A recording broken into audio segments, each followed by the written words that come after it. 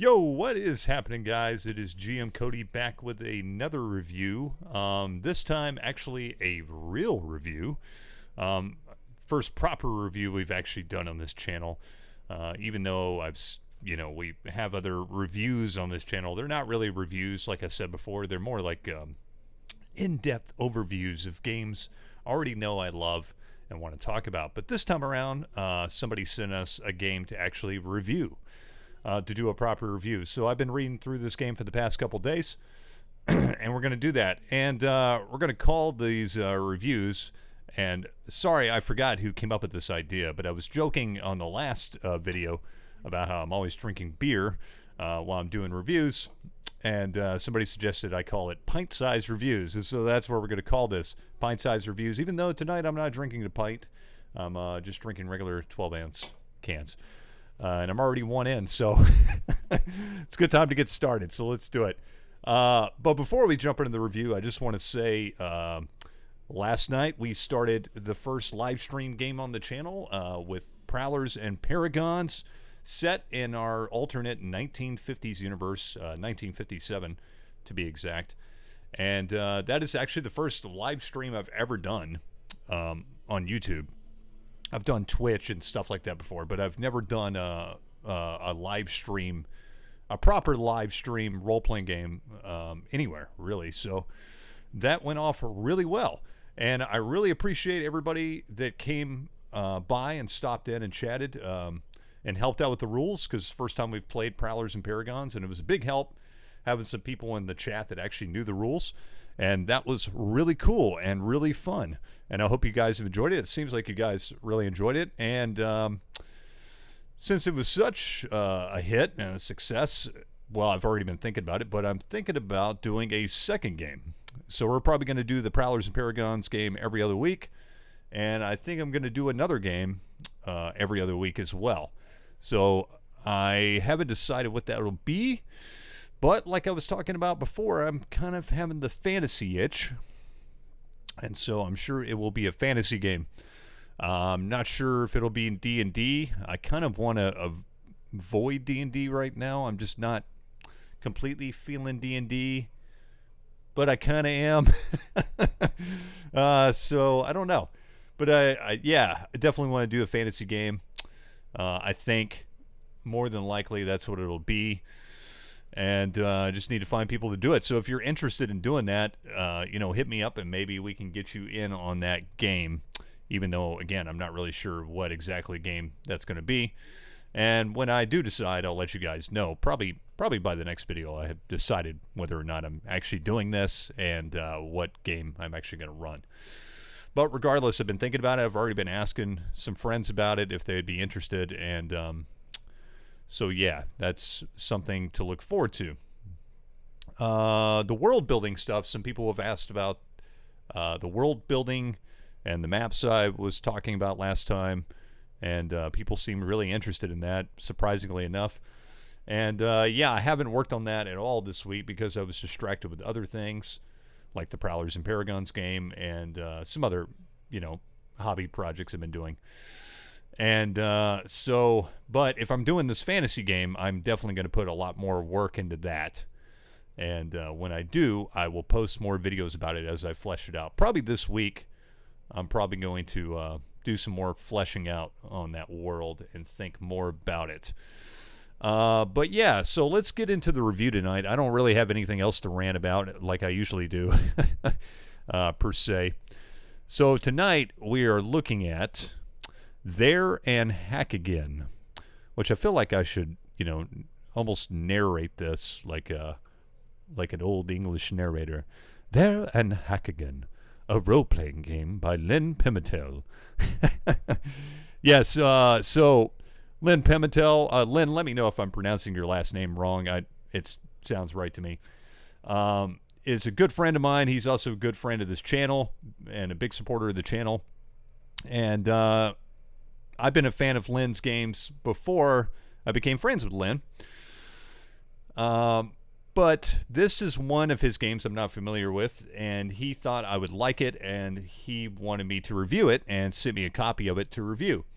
So, so this is what we're going to review. I am going to do, even though Lynn's my friend, I'm going to do an honest review here, and just tell you right off the bat, this game blows chunks. It's horrible. It fucking sucks. No, I'm kidding. Not really. This game's actually really cool, and just right off the bat, I'm going to tell you that I do like what I'm seeing here. I wasn't really sure to what to expect from this at all, and I was pleasantly surprised. Okay, so as usual, we're going to do a very in-depth review here. We're going to go through the whole book and look at it. As usual, I don't, read every single. I'm not reading the whole book to you. I'm just going through the whole book and doing a general overview, and anything that stands out to me, I'm going to point it out. So There in Hack Again. What this is essentially is a version of Black Hack, if you're familiar with that, which is a hack of D&D. And it's a very popular D&D hack, and there's been many different, what would you call it, spin-offs of the Black Hack. And this is a little bit of a spin-off of that. Now, at first glance, I thought it was just another D&D hack.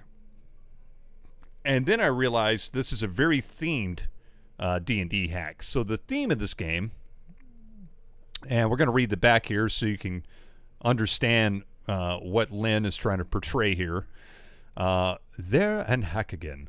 There in Hack Again is a tabletop role-playing game inspired by the classic works of fantasy luminaries like Lloyd Alexander, Terry Brooks, Robert Jordan, Ursula K. Le Guin, J.R.R. Tolkien, etc.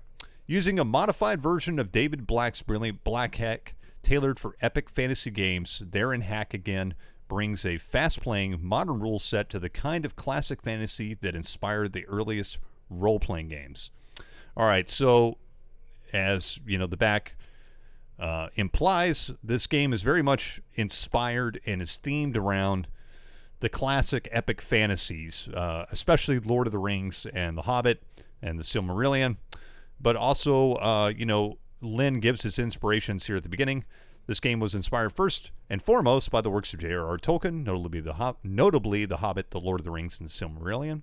This game was also inspired by Lloyd Alexander's Chronicles of Peerdane, The Book of Three, The Black Cauldron, The Castle of Lear, Taran the Wanderer, and The High King, though perhaps more in spirits than substance. And Terry Brooks' The Sword of Shannara trilogy. Robert Jordan's Wheel of Time series, Ursula K. Le Guin's Earthsea series also deserve a mention. This game was made using the Black Hack by David Black. I do really like this part. This game is founded on the work by Gary Gygax and Dave Arneson, especially as distilled by Tom Moldvay and Dave Cook, and illuminated by Jeff D., David LaForce, Earl Otis, James Rosloff, and Bill Willingham. I appreciate that, Lynn, giving a nice salute there to the greats.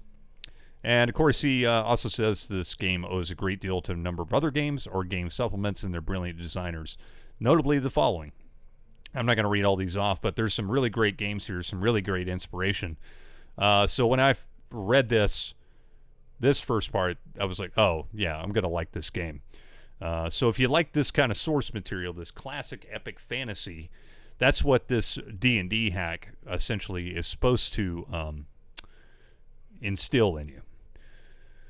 So let's start at the beginning. So the very beginning, introduction. Concerning mechanics. So this is a very interesting take. I will be honest, I'm not totally familiar with the Black Hack. I have read through it, but I don't really remember everything about the Black Hack. Now, I have read several of the offshoots of the Black Hack. So this mechanic right here, I don't remember from the Black Hack. I could be wrong. Again, I'm no expert on the Black Hack. And I've never seen this mechanic in any other game. And I thought it was rather innovative. Innovative. Because I've never seen this in a D&D hack before. I thought it was a really interesting way of doing things. Yeah, very cool. Now, when I first saw it, when I first read it, I was like, oh, that's cool, but I don't really know if I like this or not. And the more and more I read it, the more I like it. So basically, the basic mechanic is you're rolling over your stat, okay? which is still D&D stats, 3 to 18. And then depending on your level, you subtract a number from your stat, and that is your test value. So that's what you roll for test, whether that's a attribute test, a saving throw, or a combat test. That's what you're rolling. So for example, if you had a strength of 10, then your test value would be 14. So that means you would have to roll a 14 or higher. Pretty interesting. Now that goes, that increases or decreases rather as you go up in level. So your tests get better. Your test value gets better. And so that's really interesting. Of course, rolling a 1 is a critical failure. Rolling a 20 is a critical success. When testing a stat of 16 or more, rolling the stat on the die, if you roll the number of the stat, is also a critical success. Pretty interesting. So, yeah, I really like this mechanic, actually. I'm not exactly sure how well it would play, but I think it would play really well. At first, I was a bit turned off by it, even though I thought it was cool. But the more I read it, the more interesting I find it. I don't know if that's an original thing or not, but either way, it's really cool. Advantage and disadvantage is in this game. If you're not familiar with that, basically, if you have advantage in a situation, you roll 2 dice and use the better result. If you have disadvantage, you roll 2 dice and take the worst result. This is something that comes from 5th edition D&D, and to be honest, I'm not like the biggest... I don't hate it. I don't love it. I know everybody's in love with the advantage, disadvantage. I just don't really see the point. But it is what it is. It's fine. It's fine. I personally, if I was running this, I probably would just throw that out the window because I just never saw the point of it. Why not just make something harder to do? But anyways, I know that's a quintessential part of the Black Hack, but it's just not something I'm a huge fan of, but I can deal with it. It's not something I just loathe. But anyways, powerful opponents.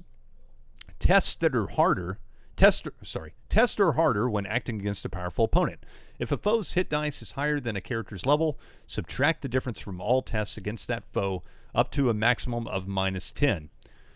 This is really cool, actually. I really like that, and it's a really good way of balancing, tougher monsters against lower powered characters and such.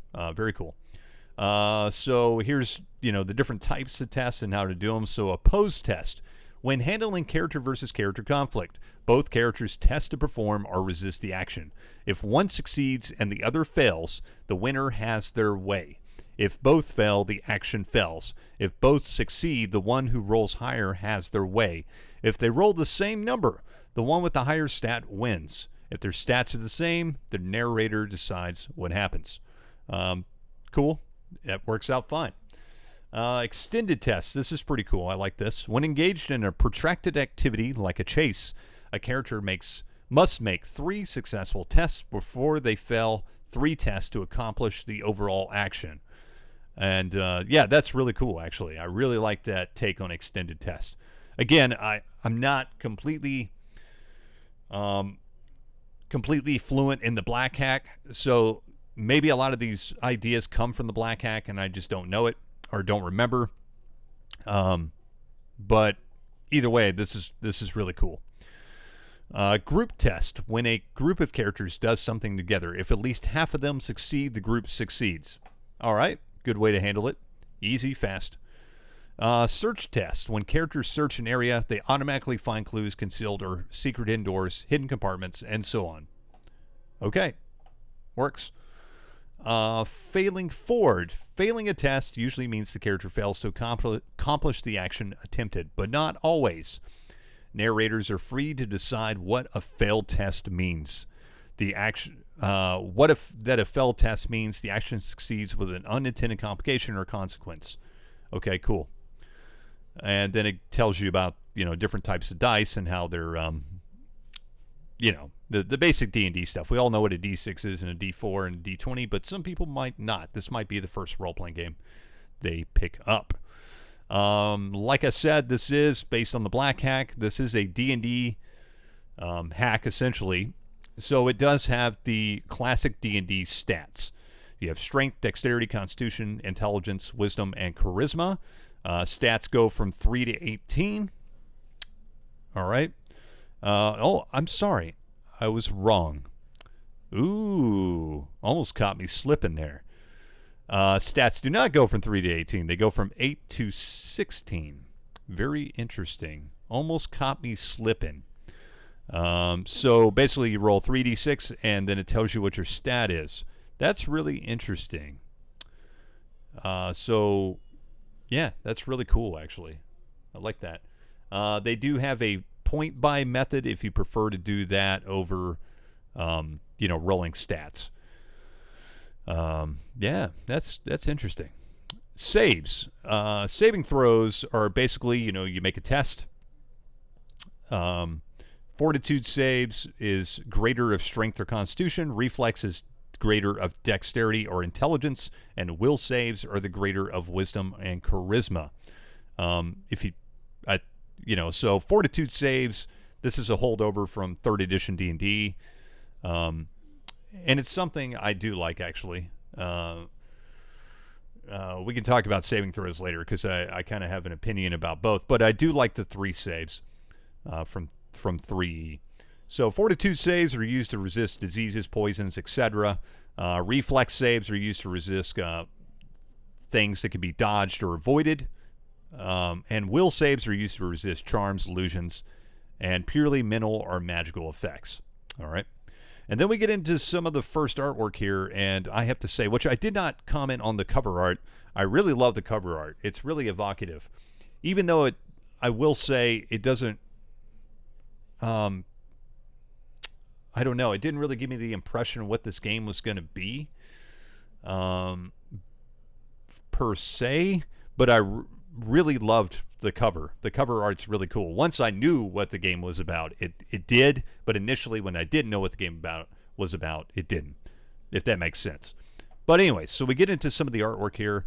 There's not a whole lot of art in this book, and that's a shame, really, because the art that's in here is really awesome. And I understand why there's not so much art in here, because this is definitely probably made on a budget, and, you got to pay artists to make art, and those things cost money and also time for the artists, et cetera, et cetera. So I understand why there's not so much art in here, but it is a damn shame because the art in here is really cool. I really like this artwork. It's all black and white, and it's really evocative of the feel of classic epic fantasy, in my opinion. So yeah, this art's really cool.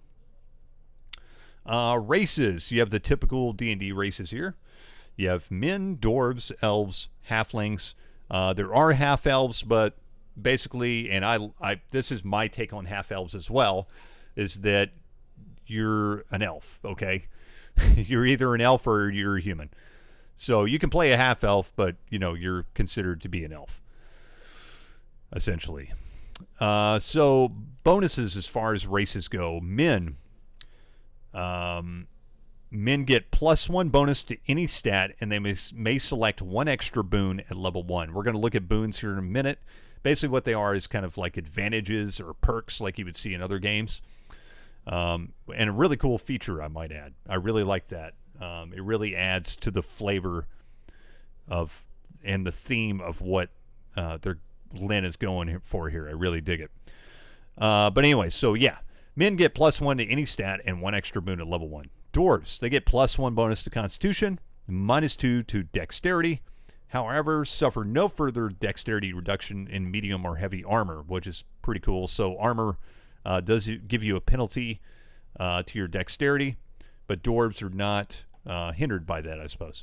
Toughest Stone, dwarves get +2 hit points at level 1 and +1 hit points per level after that.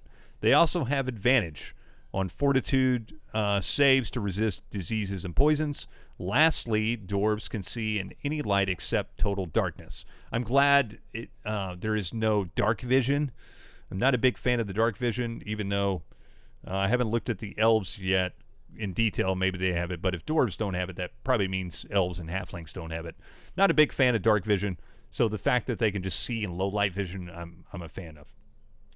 Elves get +1 bonus to dexterity and charisma. They also they can see in any light except total darkness, okay, and have advantage on wisdom tests involving sight or hearing.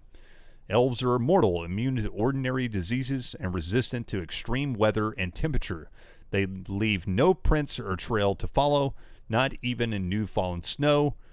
Rather than sleep, elves slip into a silent reverie for a few hours each night, basically like the meditation kind of thing. Because they sense the presence of evil more keenly than others, however, elves have less faith than the other races. See below. Okay. Halflings get a +1 bonus to dexterity and constitution, a -2 penalty to strength. Small and instinctively stealthy, halflings have advantage on dexterity tests to avoid notice, hide, move silently, etc. But their melee damage is stepped down 1 die type. Halflings have advantage on will saves to resist despair, but not dread. They also begin play with 1 extra point of faith. And we're going to look at faith here in a minute. Archetypes and classes. We're going to look at the full overview of what the classes are, but there's also 3 archetypes which have definitions of themselves. They have some bonuses and stuff onto themselves. So you have the brave, the cunning, and the wise. So that's the archetypes. Under those archetypes, you have 3 classes. Under the brave, you have the champion, the ranger, and the warrior.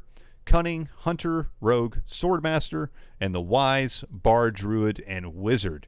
There's also an optional wayfarer class. Faith. So basically faith are like fortune points or luck points or what have you in most other games. Karma, whatever. So depending on your race, you start off with a certain amount of faith. As characters advance in level, their faith increases. Faith determines how well a character can resist despair, which we'll see in adventuring. Additionally, players can spend 1 point of faith at any time to do one of the following. Okay. Re-roll a test or roll. Cast an extended spell. Cast an expended spell, sorry. Rid themselves of 1 despair, gain 1 extra use of a special feature, recover 1 hit dice of hit points, and be revived if defeated. Attempt a nigh impossible feat of agility, endurance, might, or will. I think this is really cool and really, really harkens on the themes and the fluff of the kind of stories that Lynn is trying to portray here. This is a really cool feature. It's not just you can spend the faith points, but as you can see later on, you're gonna get despair, and you need to resist that despair. So you need to hold on to some of your faith. But this really does harken to all those stories that Lynn is inspired by here. I could think of countless examples in all those books, and I think I've read all of them actually. And you could see countless examples of this kind of thing in that heroic classic fantasy fiction. So this is cool. I dig it. Gaining levels. Characters typically begin at level 1 and over time can advance up to level 10. So there is a level cap at level 10, which I think is, again, appropriate for this type of fantasy literature. Characters should not be, godlike power levels, and level 10 is a good cap, I think, and very reminiscent of MERP.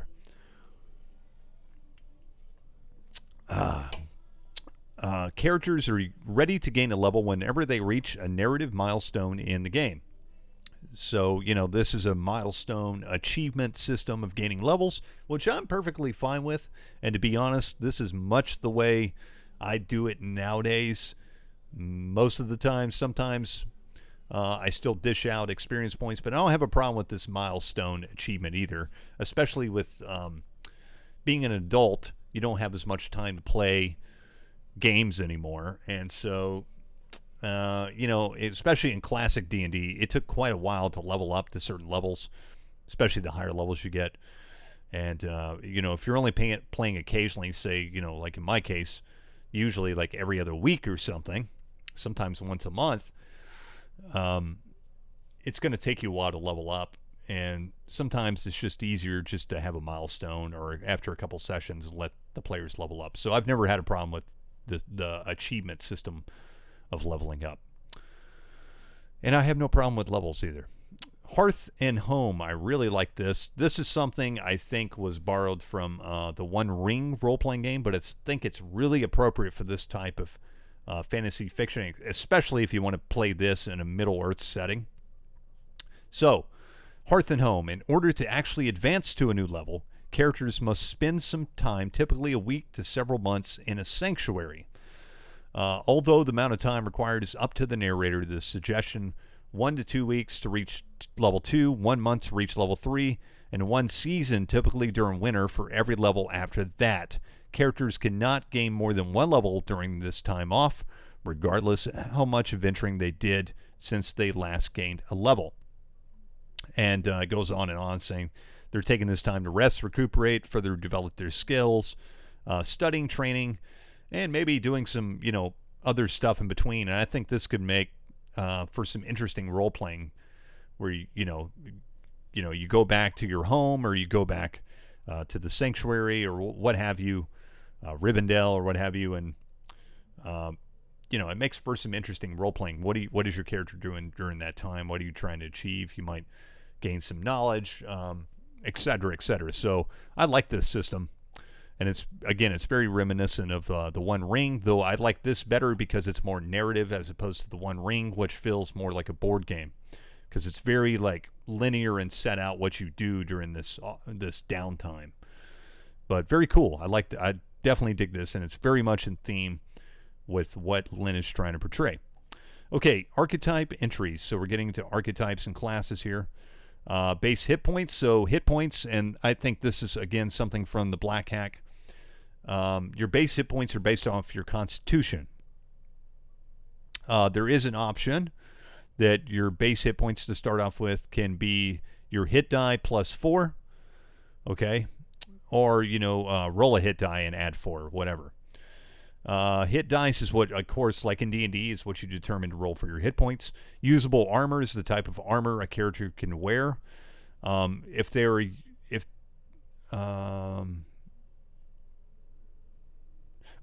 character wearing armor or wielding a buckler or shield they cannot use has disadvantage on strength test, dexterity test, and casting test. So, a wizard can still wear plate mail armor, but they're at a big disadvantage for doing so. So I like that. Attack damage. This is how much damage the character normally deals in physical combat. Certain weapons, techniques, and special features may affect this. So just like in the Black Hack, your attack damage, your weapon damage is not wholly dependent on your weapon. It's mostly dependent on what your class is. Special features, pretty self-explanatory. Classes is a more detailed breakdown of your archetype. And starting equipment, you just start off with a bunch of equipment. I don't think you actually buy equipment, if I'm remembering right. And it does say, players are free to swap out equipment as desired, subject to the narrator's approval. So I'm down with all this. So here we go. We're getting into the Brave, so the archetype.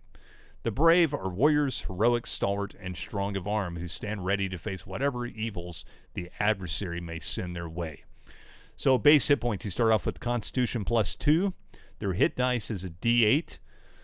Usable armor. Oh, I should say also it has the average hit points here too, if you just want to take that every level. Again, kind of like 5th edition. Not really a big fan of that, but, it's there if you want to use it.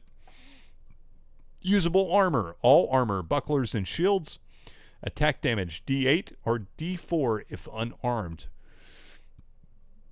And this is their special abilities. They get fell-handed or keen-eyed.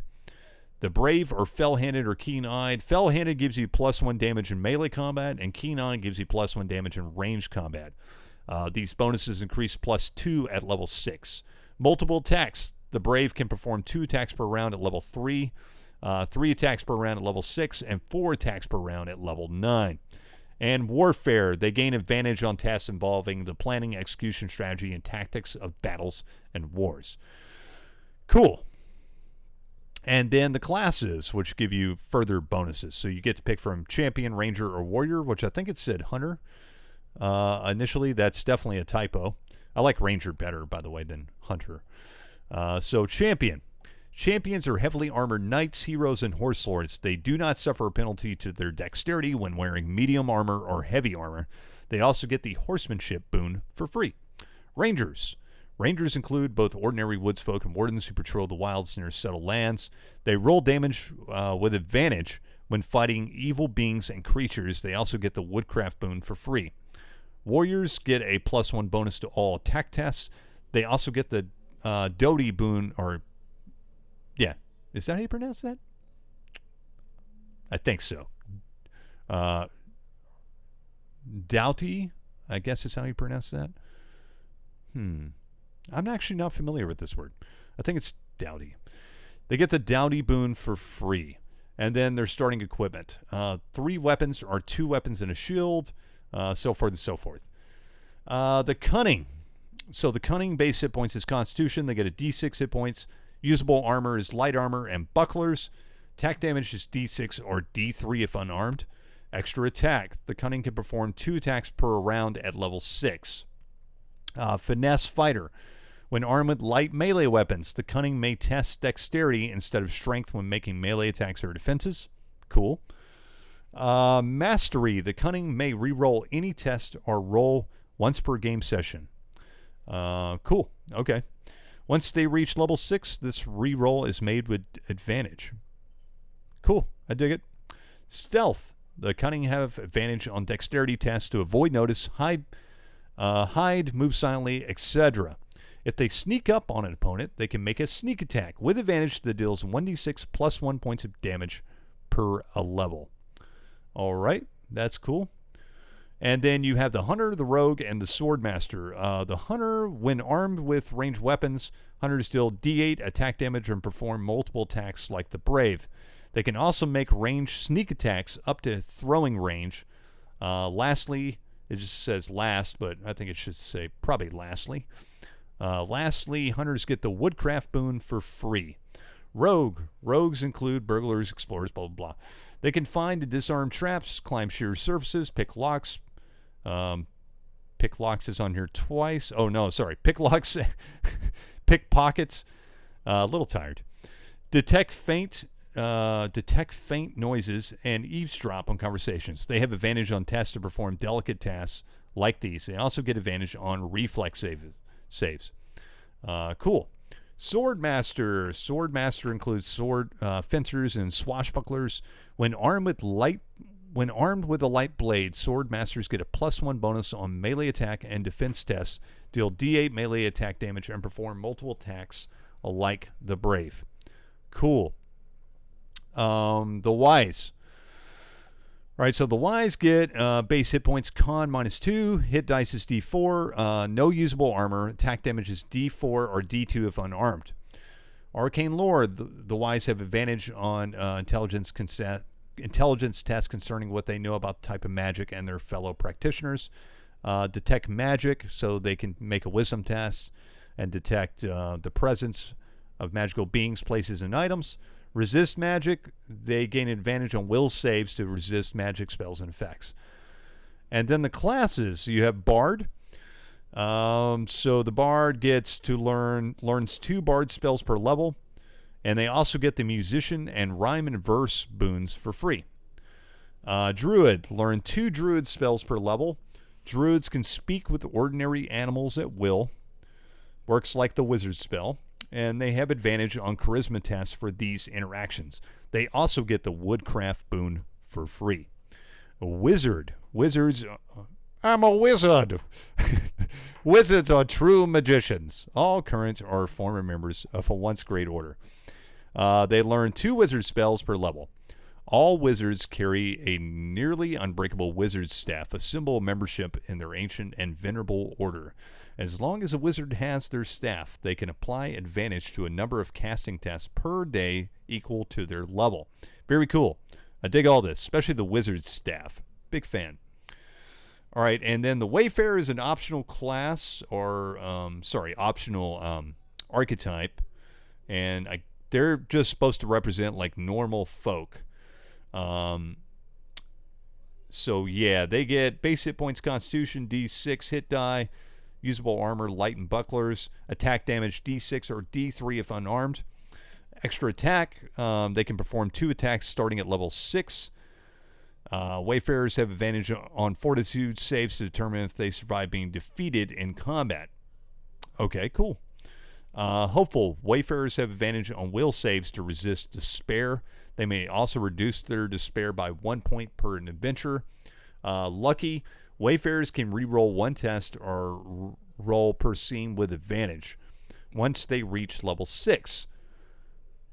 Once they reach level 6, this re-roll is made with advantage, even if the roll was disadvantaged from 2 or more sources.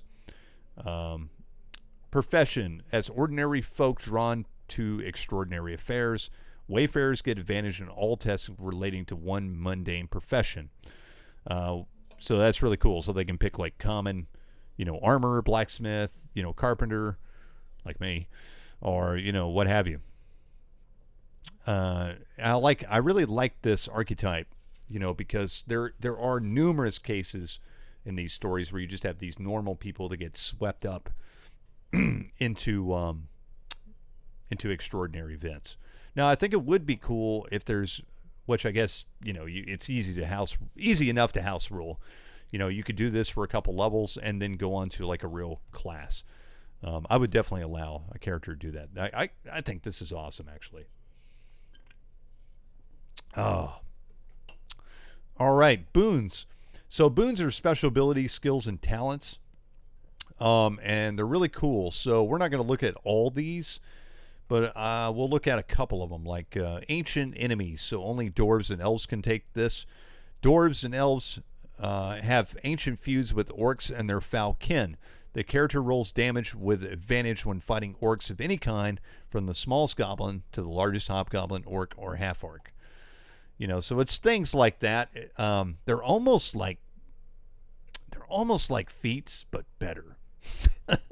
They're really just like perks or advantages, like you see in other role-playing games. But all these are really in theme with the theme, which I really appreciate. You have dwarf magic, elf magic, elusive for halflings, elven heritage for men, excellent cook, fair and wise, fellowship, healing, horsemanship, lore master, martial training, musician. So there's a whole slew of these. I should also say, so how many of these do you usually get? Well, men begin play with 3 boons, and all other races start with 2. And then, of course, you get some extra boons based. You might get some extra boons based on your archetype and class. But yeah, I really like the boons. Very cool. And a lot of these are very much in theme with the theme. Equipment. So wealth is handled abstractly, and there are 5 levels of wealth: humble, stable, established, prosperous, and wealthy. And then it gives you an overview of what that means. Purchasing items rather than exact prices. Arms, armor, and adventuring gear is classified as common, expensive, or lavish. Characters must be at least stable to purchase common items, established to purchase expensive items, or prosperous to purchase lavish items. The narrator may limit how many items a character can buy as they see fit. Once every so often, usually once per adventure or season, not session, a character can purchase a single item as if their wealth was 1 level greater than usual. So that's cool, because they might bring back some treasure, have a reward, or whatnot. Encumbrance. Characters can carry a number of vital items equal to their strength without being encumbered. Up to twice as many items while encumbered. Encumbered characters have disadvantage in all tests. Characters cannot carry more than twice their strength in total items. So I really love this encumbrance system. It's very quick, fast, easy, and dirty. Love it. Armor characteristics. So there is light, medium, and heavy armor. And basically armor gives you a penalty to your dexterity test, but it gives you basically damage reduction, essentially. Weapon characteristics. The following weapons must be used in 2 hands, like battle axes, bows, blah, blah, blah, blah, blah. Melee and ranged weapons used in two hands deal +2 damage. Okay. Weapon quality. The narrator may use this optional rule to highlight the difference between common and expensive melee weapons. Players may re-roll an unsatisfactory damage roll and take the better result, but this causes their melee weapon to break. If the character is wielding an expensive weapon, however, they do this once per adventure without breaking their weapon. Very cool little tidbit there. I really like that one. That's a really good way of handling masterwork or really high quality items. I dig it. And yeah, like we said before, your damage is not determined by the type of weapon. It is determined by your class or your archetype. Magic. There's 3 different types of spells: bards, druids, and wizard. When a character casts a spell, they make a casting test. Intelligence for wisdom, wisdom for druids, and charisma for bards. Powerful opponents rule pretty much applies to all these types of roles. The wise may cast their spells as rituals. Casting a spell as a ritual requires that the caster devote at least 1 hour of absolute concentration to any spell. Any interruption will ruin the ritual and prevent the spell from being cast. When a spell is cast as a ritual, the character has advantage on the casting test, and the spell does not count against the total number of spells the caster may cast per day. So you have to make a test to cast a spell. There are casting limits. Casters can only cast each spell they know 3 times per day. The wise, and only the wise, may cast a spell more than this, but every casting after the 3rd in the same day costs 1 point of faith, unless the spell is cast as a ritual. A spellcaster's spellcasting abilities are reset and their expended spells are renewed after they get a full night's of rest. So this is a really easy way to do spells. I dig it. The wise and NPCs that can cast spells can sense when a spell is cast nearby. The level or hit die of the caster determines how far the spell may be detected. So that's cool. Counter spells, you can counterspell other people's spells, which is cool, or dispel existing spells. Spell effects, it gives details about how spell effects work here.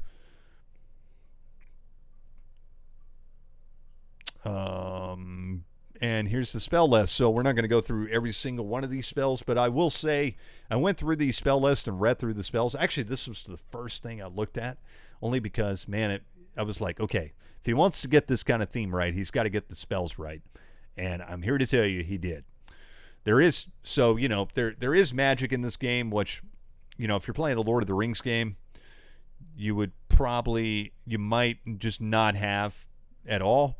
But I would say that the magic that is in here is very appropriate for a Middle-earth themed game, and very much in theme for all these, all the source material.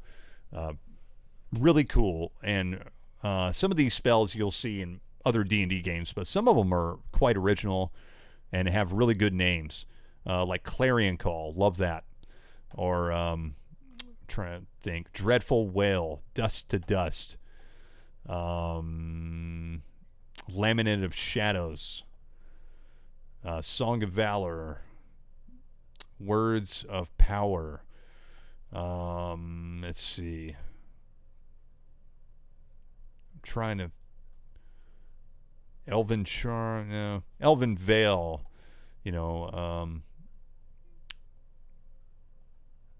let's see. The Wizard's probably the most interesting because they have things like animal friendship, which really makes sense for, especially in Middle-earth. These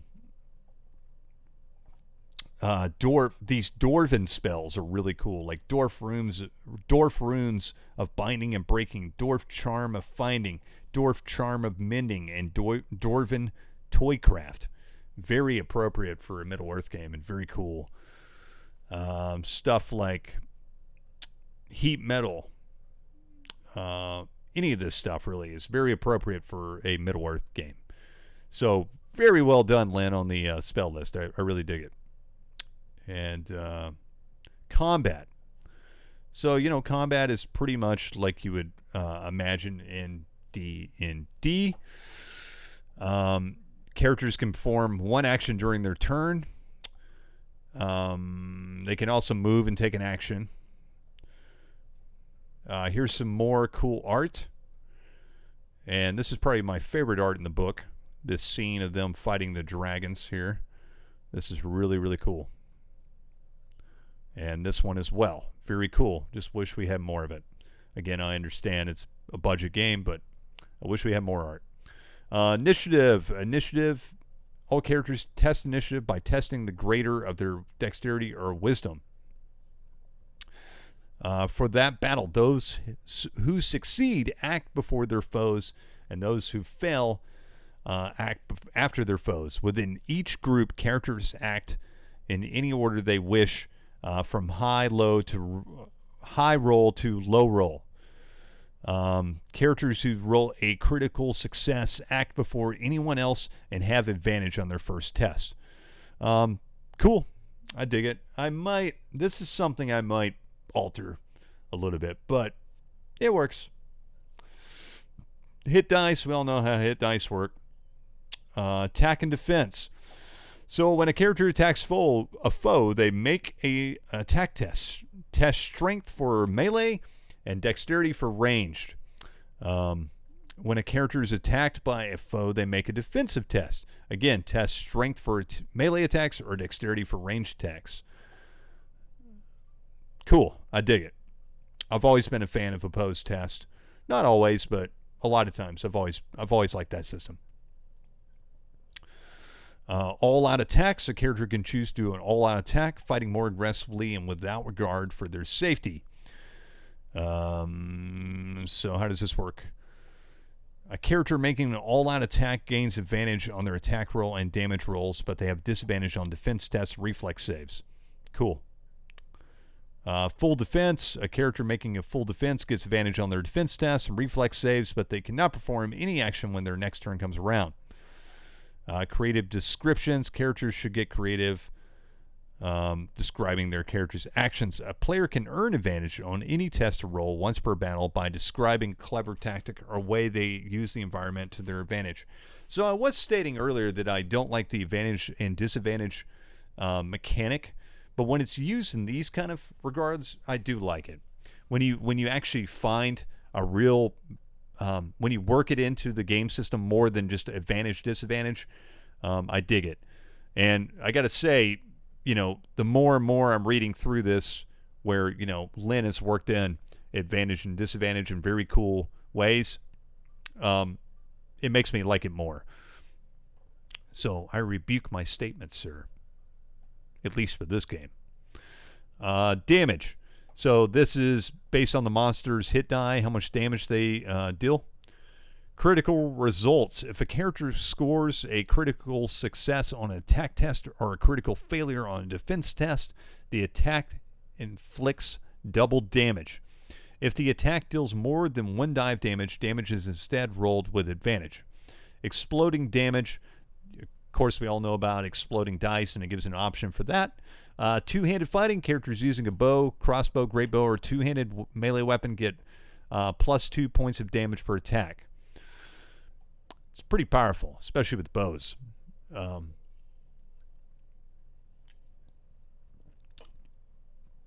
But interesting. Also noted, characters with a dexterity of 13 or higher and an attack damage of d6 or higher can get the same bonus by fighting with a melee weapon in each hand. This does not grant extra attacks. I do like that, for sure. Very reminiscent of a lot of the OSR white box D&D kind of rules that I used to see a lot in the past, and stuff that I've used in white box or BX games. Armor, like we were talking about earlier, armor reduces an attack damage by its protection, but a successful armed attack will always deal at least 1 point of damage. Armor also reduces the wearer's dexterity by its penalty, as shown on the armor table. So it actually reduces your dexterity. Bucklers grant a +1 bonus to defense tests. Shields grant a +2 bonus to defense tests.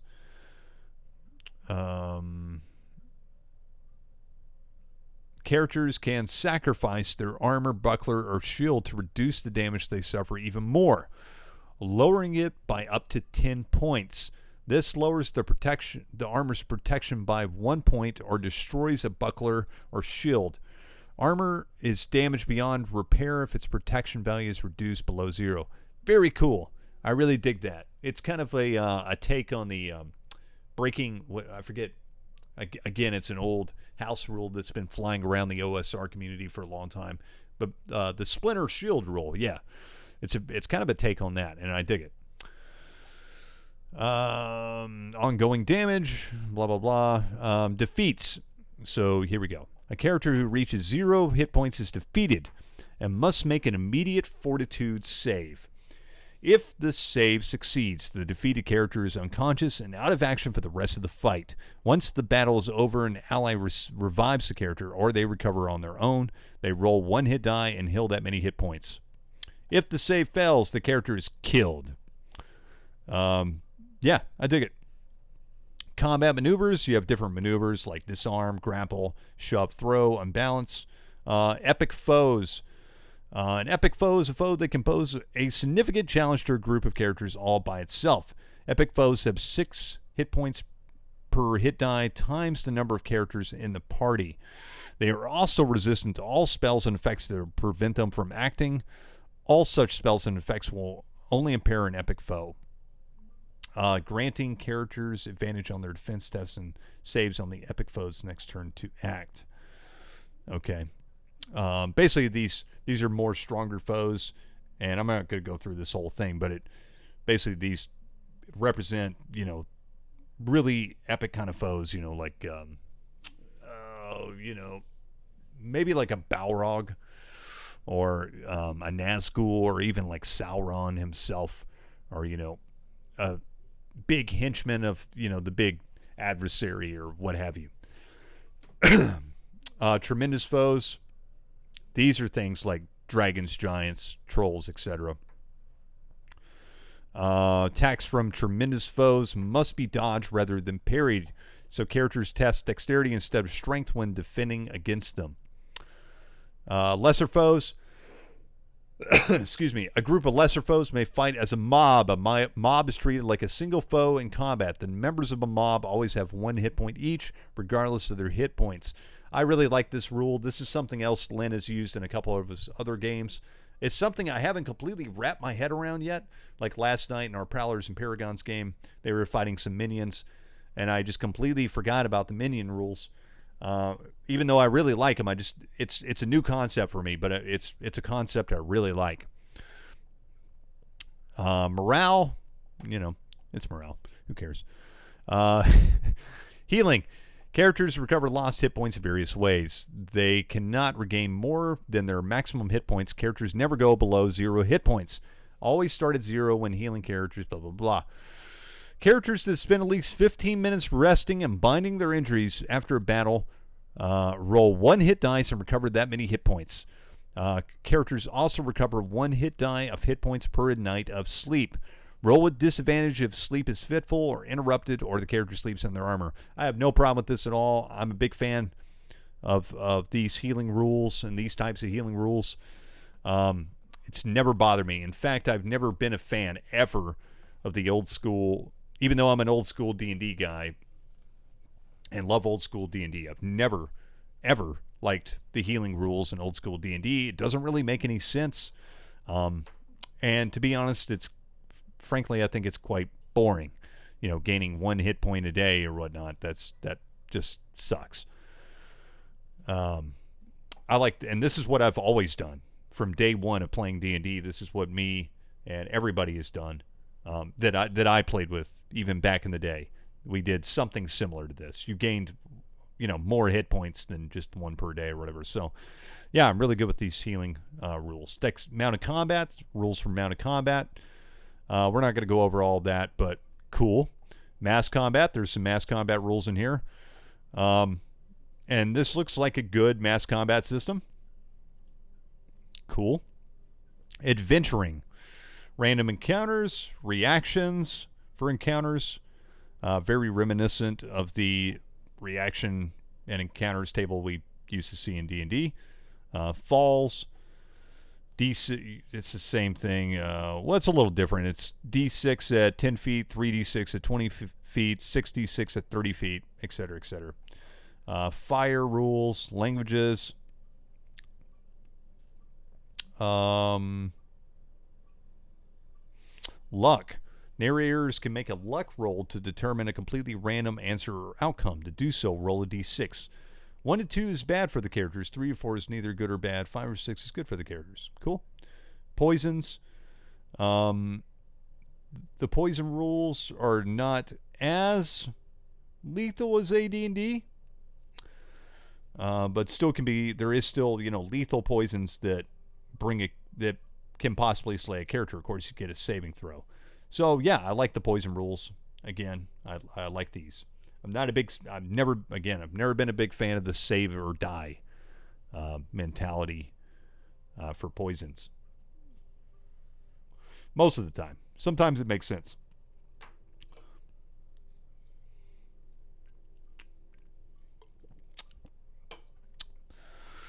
Traps and hazards.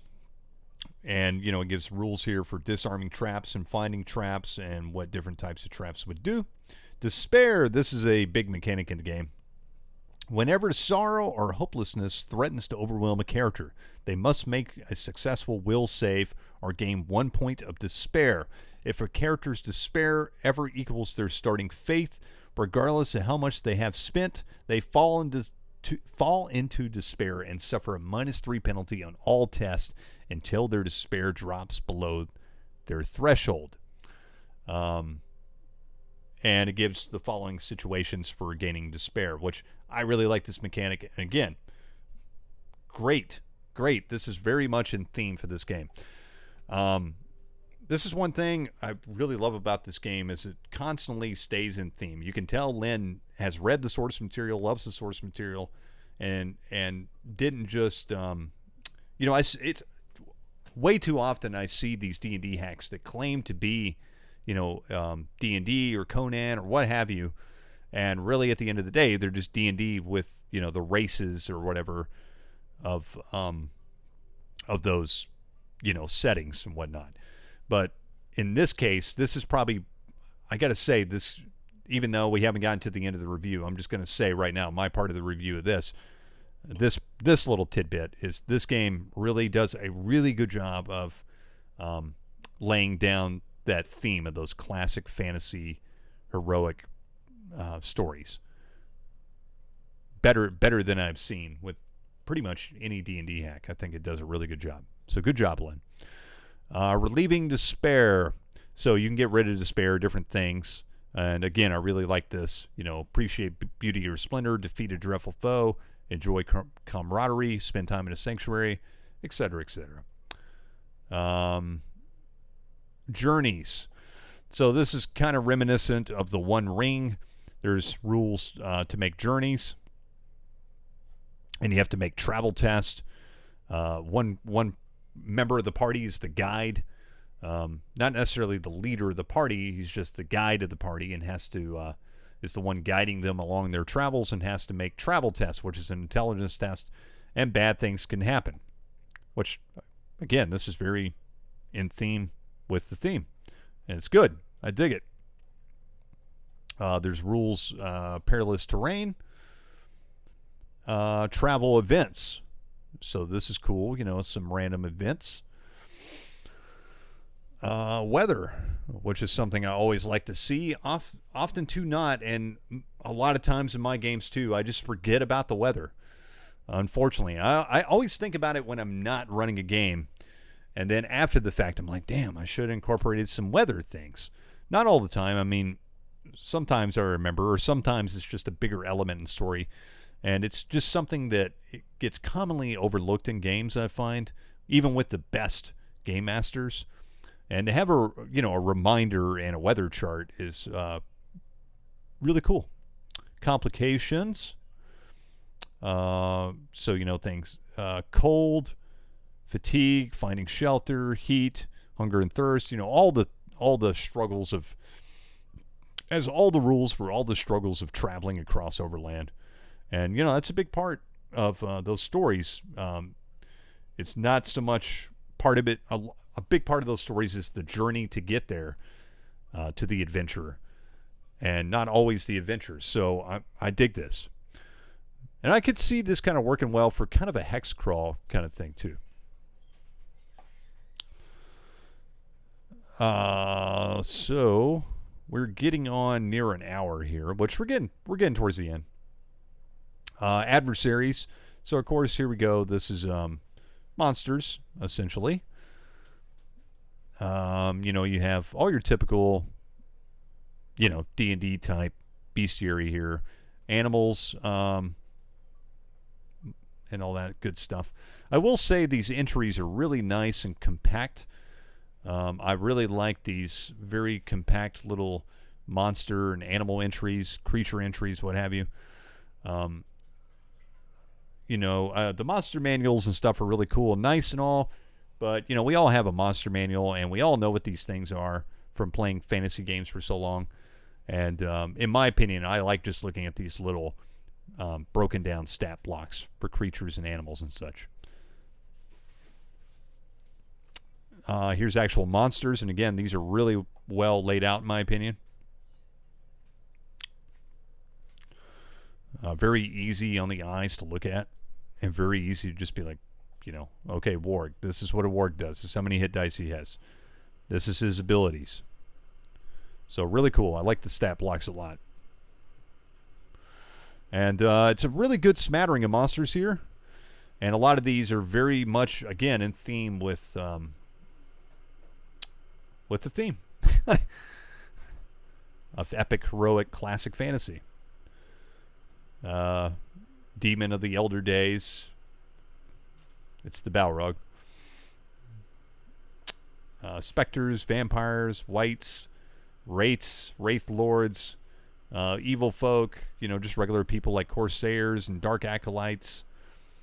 It's a really good smattering of monsters and things in here, and enemies and whatnot. Trolls, different types of trolls, giants, orcs, which I like that, goblins and hobgoblins and all that is considered an orc, which is a very, Middle Earth thing. I dig that. Treasure, all that glitters. The acquisition of wealth is not a central feature of this game. Good. Nonetheless, they do have rules for treasure in here. Again, it's abstracted, which is great in my opinion. So, for, a small treasure find, your wealth goes up to established, etc., etc., etc. Here's some more cool art. And I don't remember looking at this the first time around, but this is really good. Again, I really love the art in this book. Heirlooms. Cool. So heirloom weapons and armor, enchanted weapons and armor, map scrolls, all the kind of stuff you typically see in a D&D type game. Wondrous items. Again, stuff we're used to, but cool. Random tables for treasures. The world. So it kind of breaks down, what the assumptions are of this game and how it kind of gives you some inspiration and the themes of, how you should approach your fantasy world or in designing your fantasy world and how to run, and running the game and whatnot, which is cool. And appendix. There's some extra material here. They have a roll under mechanic. If you don't like the test mechanic that we were talking about at the beginning of the book, they do have just a roll under mechanic, which is the classic roll d20 and roll under your stat, which I think is what Black Hack originally used. And I dig that too. But I would like to try what Lynn has proposed here. because I've never seen that before. I think it's fairly innovative. Equipment.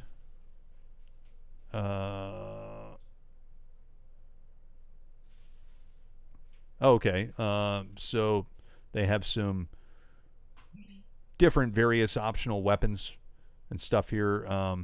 There's some extra boons here. And a character sheet. And yeah, that is it for There and Hack Again. So we're going to give There and Hack Again a final review. So let's bring up my scores. Cody's pint-sized review, There and Hack Again. Art and presentation. Like I said, I thought the art in this book is really good. I think it's just one artist that did all the art, if I remember right. The only thing I think it was lacking was I would like to see more art, though I understand this was probably a pretty low budget. I'm pretty certain that Lynn just did all this himself, though he probably had some help with the layout and whatnot. But I think it would have been cool to have a little bit more art in there, and maybe even like some cool borders and stuff. I understand that, this is hard to do. So overall, I give the art and presentation a 4 out of 5. I'd probably more or less give it like a 4.5 actually, but I don't do halvesies. So I give it a 4 out of 5. Great art. I would just like to see more to give me that more evocative feel. Rules. I think the rules are fucking excellent. 5 out of 5 for me. 5 pints out of 5. Yeah, I didn't really know what to expect when Lynn asked me to look at this game. I thought it would just be another D&D hack. Again, I've looked at so many D&D iterations and hacks and clones over the years. I mean, I don't even know, hundreds and hundreds. I've played literally every, not only have I played, but I own every edition of D&D and numerous hacks and clones. And that's kind of, to be honest, that's kind of what I was expecting here, is just another D&D hack. But we got something a lot more. And there was a few innovative things in the rules that really separated it from a lot of other D&D hacks. And it really fits the theme of the classic, epic, heroic fantasy like Lord of the Rings and Wheel of Time and what have you. So especially for Lord of the Rings, like if you want to do a Middle-earth game, I think these rules suit it really well. Lynn did ask me to compare this to Against the Dark Master, which, I mean, it's a pretty simple comparison. I think Against the Dark Master is a really good game too, and we're going to do a proper review of that as well. But if you wanted a more stripped down, rules light D&D like experience, and you wanted to run a Middle-earth type of game or a Middle-earth game, I think this game would be a great game to do that in. Of course, there's other options behind me over here. You can see Merp is sitting back there. I think that's a great game. Of course, Merp is the older brother of Against the Dark Master. I think that's a great game. But, Merp, Against the Dark Master, Rollmaster, what have you, is a lot more complex than what this is. So if you wanted a little bit more streamlined, easygoing game without so many complications, this would definitely be the game for you if you were, wanting to get that kind of Middle-earth, Lord of the Rings kind of feel. I think it's a great game to do it in. There's other options, of course, as well. There's the One Ring and stuff like that. But maybe you want to do your own world, but with like a Middle-earth feel. I think this would be a perfect game. But yeah, so we're still talking about rules, and I think the rules are great. I think there were some great innovations here that really fit the theme. They were presented really well. Nothing confusing in there. And if you're an old-time D&D player, or even a new D&D player, I probably wouldn't recommend this for somebody that's completely new to the game. There's probably better options, and this is not what this game is written for. But even that, I think they could figure it out fairly easy. So rules, I give 5 out of 5. It's the classic D&D fun, but there is some great twists in there that work really well. Fluff and theme, like I've been talking about over and over and ranting and raving about. 5 out of 5 for me. I think this game really fits the theme for a Middle-earth or heroic fantasy, classic heroic fantasy type of game. I feel like if you wanted to set it in a certain setting, you might have to alter some things. If you're going to play a straight-up Middle-earth game, this would fit pretty much perfectly, rules as written. Now, if you wanted to do some of these other settings that Lynn was talking about, you might have to alter some things. But I don't think you would have to alter it too much, probably. But overall, the fluff and the theme and what he's going for, 5 out of 5 for me. Price. Now, I think this book, don't quote me on this, but I think the PDF is $10, like $9.90 something. I'm just rounding up here. And I think the softcover rulebook print on demand is like $16 or $17. That's a pretty good deal for me. Yeah, so, I think that's perfectly fair. Very reasonable. 5 out of 5 for the price for me. I don't think that's too high at all. I would gladly pay that, no problem.